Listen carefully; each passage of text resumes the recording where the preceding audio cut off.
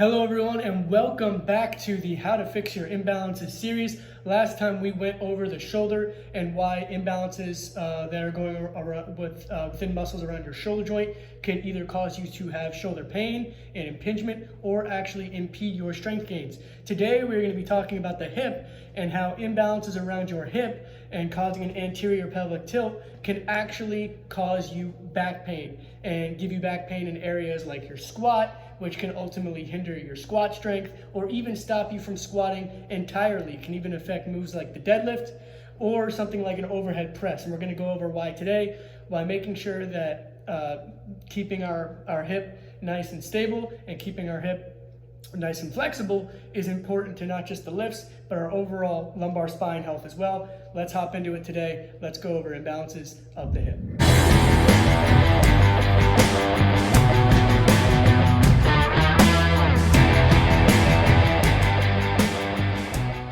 Alright guys, so jumping into the topic of it, in order to understand why these imbalances of the hip are occurring and why it is actually worsening our back pain, we need to understand first what an anterior pelvic tilt is and why it occurs, right? So an anterior pelvic tilt, all it is a tilting or rotating of the pelvis, right, forward, right, or anteriorly in this case. And what it actually does is it creates this arching and compensation through the spine here.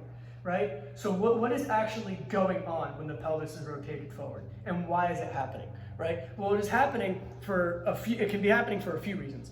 The main common reason why it is happening is an overdominance and overactivity of the hip flexors, right? And you might be thinking, well, how the hell is that happening? Well, that is actually happening because we do an activity called hip flexion pretty much all the time, all day, every day, without even thinking about it. And it is an activity that is called sitting, right? If you have any sort of desk job whatsoever that requires you to sit down for more than 5 hours a day,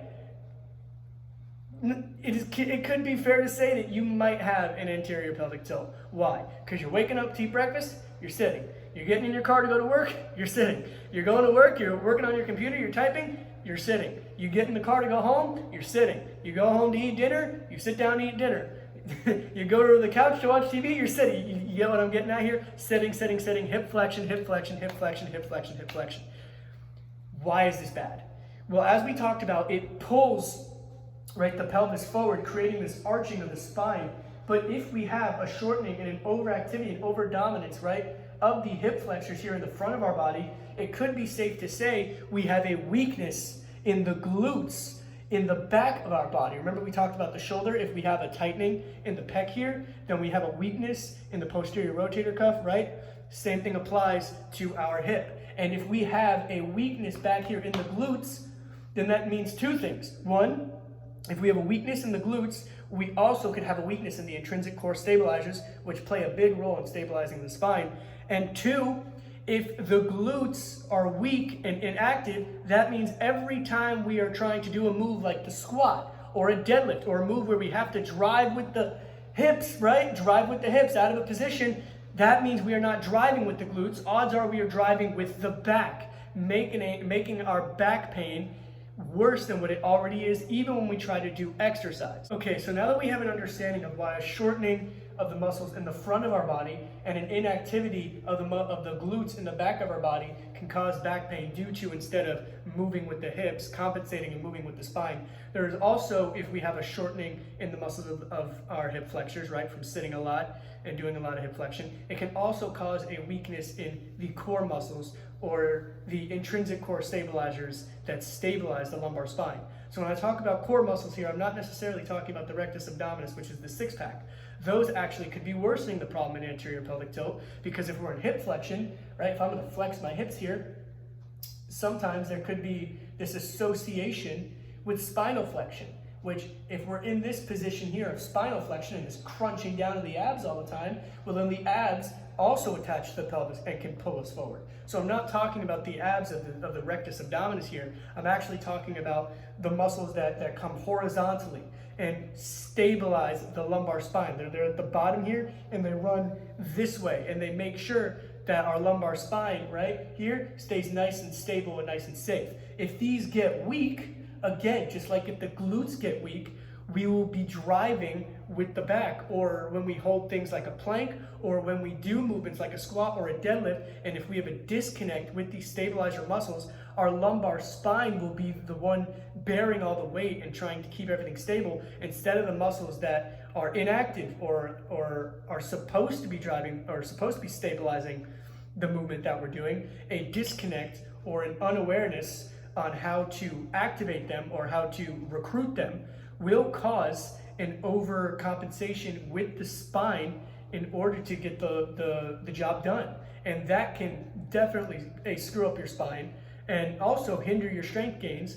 Or if it's not going to hinder your strength gains, your strength will be built on a false foundation, utilizing strength from areas that are on a false narrative, rather than strengthening muscles that we need to be strong so that our spine can stay stable, so we can do the move not just correctly but stay. Now, returning after a quick wardrobe change, we can finally discuss how to fix the problem now that we know what the problem is and why it's happening, right? So now that we understand what anterior pelvic tilt is, and now that we understand why it is happening and what is going on in order to cause these tightness in certain muscles and weakness in others, now we can go over ways to fix it or to help it, right? So there are certain things, just like when we talked about imbalances of the shoulder, now we understand we can fix things by stretching tight muscles and strengthening weak or inactive muscles. So now what I'm going to do is I'm going to get on the floor, I'm going to give you some stretches that we can do, and I'm going to show you guys ways that we can strengthen those weaker or inactive muscles so we can start driving and stabilizing with the proper muscles and not the muscles that we shouldn't be driving or stabilizing with. Let's get into it. All right, guys, so we're on the floor for the first stretch here, and this is going to be our first stretch for those hip flexors, right? So now that we've talked about how the hip flexors get tight, right, and they rotate our pelvis forward, well, now we have to stretch them. So how do we stretch them? Well, first thing first, we understand that hip flexion is any sort of sitting or squatting motion, right? So if we want to do the opposite of that, right? Instead of shortening the hips, we want to lengthen them. So what are we going to do? We're simply just going to do hip extension. So how do we do that? Well, this first stretch is fairly easy to do. You just get one leg bent in front of you, just like this. Kick that last leg back, right? You're on the top of your toes here. And all you're going to do is you're going to lunge into this forward leg here, right? You can put your arm rest up against here. You should feel a nice stretch from the hip into the top of the quad here. Keep your spine neutral, right? Keep your spine just neutral, straight. Look straight in front of you. If you need to intensify the stretch, all you have to simply do is squeeze your butt, right? Squeeze your butt behind you. Lunge more into it. If you want, you can take your arm up and lift your arm. Pretend like there's a string on your fingertips and your head, and it's being pulled to the ceiling. And you can intensify it just by lifting your arm up and pretending there's like a string pulling you up towards the ceiling, and that'll really help lengthen the hips, right? And then you would switch to the other side, obviously. Lunging into this forward leg, squeezing the butt behind you. Again, feeling a stretch at the top hip here, and of course at the top of the quad, top of the leg. And that is the stretch we can do in order to lengthen and stretch our hip flexors. All right, guys, so the next exercise, what we're gonna do now that we talked about how to lengthen the hip flexors, right? Now we want to figure out how to strengthen the muscles from behind, so strengthen the glutes. So with access to equipment, there's many things that you guys can do, but for the sake of trying to appeal to everyone, I'm gonna show you a body weight version. And you might have seen this on this channel before, it's the glute bridge. Right? So the glute bridge is an excellent way, especially body weight, to initiate activity or to activate the glute muscles. And so for the glute bridge, right, this is another simple one you can do. Get on your back just like this. And all we want to do before we do anything is pull in our rib cage, right? Make sure we're not arching with the low back. So we pull in the ribs.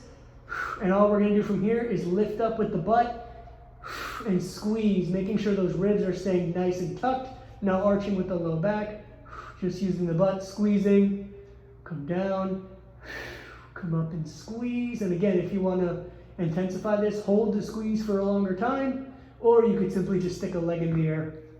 But if you are having trouble, if you are feeling the back initially, right, when you first start and you're feeling the back, you're not doing anything, just try and get the movement down first of really pulling in your ribs, initiating that contraction and squeezing with the butt, and then you can advance from there. And that's how we can strengthen the muscles behind the hips. And finally, guys, we're going to talk about how to strengthen those stabilizer muscles of the core, right? The transverse abdominis, that weight belt muscle that cinches down, right? Keeping our lumbar spine stable and safe. And so again, there are many things you can do here. And if you guys want to see the other exercises with equipment, please leave that in the comments below. But for the sake of appealing to everybody here, I'm going to show you a bodyweight version of that. And that, of course, is the plank. Now, what I like about the plank is it is very, very versatile, to where if you can't do a plank, there are ways to make it easier so that you can. And if it is too easy for you, there are ways to make it harder to challenge you. So one way we can, obviously the first option here is just a standard plank. And notice I'm pulling my ribs in and I'm pushing my shoulder blades as far apart from each other as they can. And I'm squeezing my butt here too. I'm really squeezing my butt, squeezing my ribs in, pushing my shoulder blades away, right? But if this is too hard for you, all you have to do from here is drop to your knees, right? Now, again, pulling my ribs in, right? Pulling them in, pushing my shoulder blades away, really working that weight belt muscle, cinching down and pulling in. So if that plank was too hard for you, you can drop to your knees. And what's even better is, say it's too easy for you. You can hold it for like 2 to 3 minutes on your toes, no trouble. Well, all you have to do is, there are tons of ways to make this harder. But for the first way, just try lifting up a leg, right? Keep your form, keep the shoulder blades pushed away, keep the ribs in, but just alternate lifting up your legs. Really also working balance also and stability on 3 limbs versus 4, which is always great for your core. So that's something we can do in order to strengthen those stabilizer muscles of the core. All right, guys, there you have it. I hope you found this video helpful. If you did, please leave a like below, comment, share, and subscribe. And of course, if you have any further questions, please leave them in the comments below, as I'd be happy to answer them for you. I hope that this helped and maybe alleviated some of your back pain. Now that we know what imbalances of the hip are, let's take care of them, guys. Let's not let them go, and let's make sure that we're continuing to take care of our health and posture in the process of making strength gains. Thank you guys so much. Take care, and I'll see you in the next video. Peace.